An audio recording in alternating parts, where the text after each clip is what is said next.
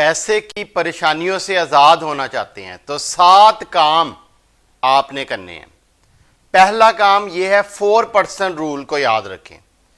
4% rule क्या है कि आपका जो खर्चा है वो आपकी वेल्थ का 4% होना चाहिए।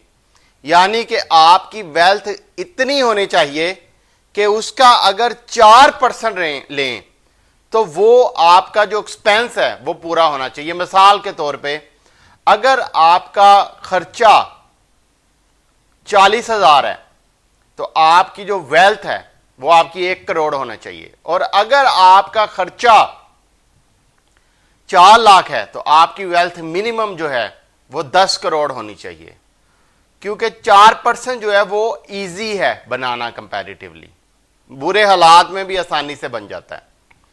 दूसरा, अगर आप नौकरी कर रहे हैं तो कुछ सालों के बाद अपनी जॉब को चेंज करें, शिफ्ट करें दूसरी जॉब के ऊपर। अगर सेम जॉब के ऊपर चिपके रहेंगे तो आपकी वो जो प्रमोशन है ना, जो ग्रोथ इंटरनली होती है वो हमेशा कम होती है जो एक्सटर्नल ग्रोथ है उससे। एक्सटर्नली लोग आपकी जो स्किल है उसको ज्यादा वैल्यू कर रहे होते हैं, इसलिए अपनी जो जॉब है उसको चेंज करते रहें। हर 2 साल 3 साल के बाद अपनी जॉब को शिफ्ट करें, और ताकि आपको रेज जहां पे ज्यादा मिलेगा तो आप जल्दी शिफ्ट हो जाएंगे, जल्दी आप जो हायर सैलरी है उसको आप अचीव कर लेंगे। जो आपकी करियर का स्टार्ट है उसमें पहले 2-3 साल उसमें तो बहुत ही जल्दी चेंज करें, और जैसे आपका करियर ग्रो करता है हर 3 साल के बाद अपनी जॉब को मस्ट चेंज करें, ताकि आपकी जो फाइनेंशियल ग्रोथ है वो ज्यादा बेहतर तरीके से हो सके। तीसरा, जो ज्यादातर लोग हैं वो इन्वेस्टमेंट में अच्छे नहीं होते। 90% लोग इन्वेस्टमेंट अगर करेंगे तो वो बुरी जगह कर देंगे, इसलिए आप कभी भी रिस्क ना ले इस तरह का इन्वेस्टमेंट करने का। तो बेहतर क्या है, अगर आप यूएस में रहते हैं तो आप इंडेक्स फंड होते हैं उसके अंदर इन्वेस्ट कर दें, और यूएस के स्टॉक मार्केट के अंदर इन्वेस्ट करने के लिए दुबई के अंदर, अपने डिफरेंट कनाडा के अंदर, यूके के अंदर, डिफरेंट कंट्रीज के अंदर उन्होंने फर्म्स दी हुई हैं जो कि आपके बिहाफ पे इन्वेस्ट कर देती हैं, उसको आप अडॉप्ट कर सकते हैं।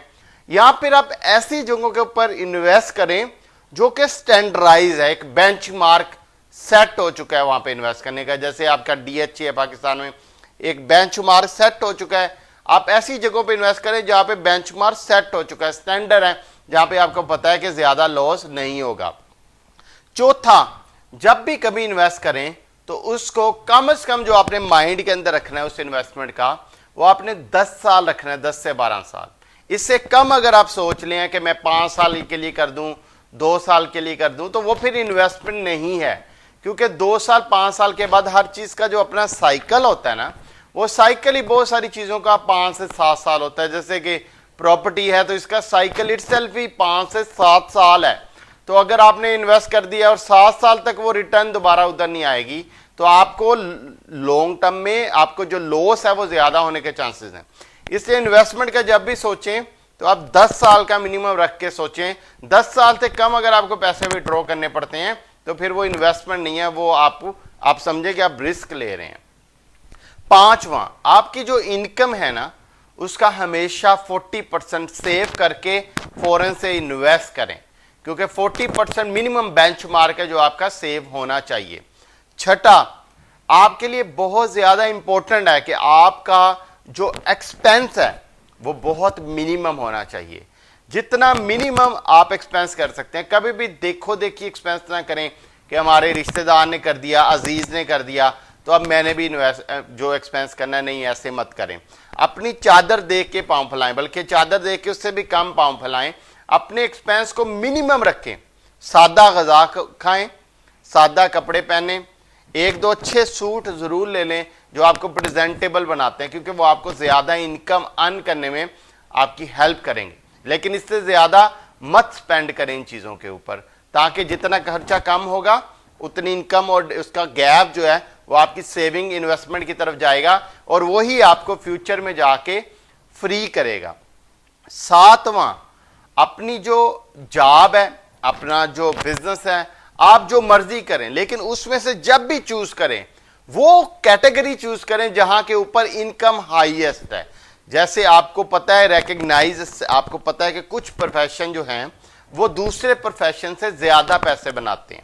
जैसे आप कुछ लोग जनरल आपको पता है पढ़ लेते हैं, मास्टर्स कर लिया, बैचलर कर लिया, जेनेरिक एजुकेशन ले ली, लेकिन जब वो मार्केट में जाते हैं उसको बेनिफिट नहीं होता। हालांकि पढ़ा उन्होंने उतना ही होता है, उतने ही साल उन्होंने लगाए होते हैं, लेकिन उन्हीं की जगह जब कोई और बंदा, जैसे कोई चार्टर्ड अकाउंटेंट है, कोई सीपीए है, कोई सीएमए है, उतना ही पढ़ के वो ज्यादा पैसे कमा रहे होते हैं, 3-3 गुना ज्यादा। इसी तरह सेल के बंदे ज्यादा पैसे कमा रहे होते हैं। प्रोफेशन हमेशा वो चूज करें जिसके अंदर आपके ऑन एवरेज ज्यादा पैसे कमाने के चांसेस है। पहले स्टडी कर लें, ये कोई ढकी छुपी बात नहीं है। इंटरनेट पे गूगल करें कि कौन से प्रोफेशन ज्यादा पैसे कमाते हैं, आपके सामने वो एक लिस्ट दे देगा कि कौन से प्रोफेशन ज्यादा पैसे कमाते हैं। उनमें से जो टॉप के 2-3 है चूज करेंगे तो आपकी बाय डिफॉल्ट इनकम ज्यादा होगी, क्योंकि ऑन एवरेज आप दूसरों से ज्यादा होंगे। अपना बहुत सा ख्याल रखें, कोई काम में तो जरूर बताइएगा। Thank you so much.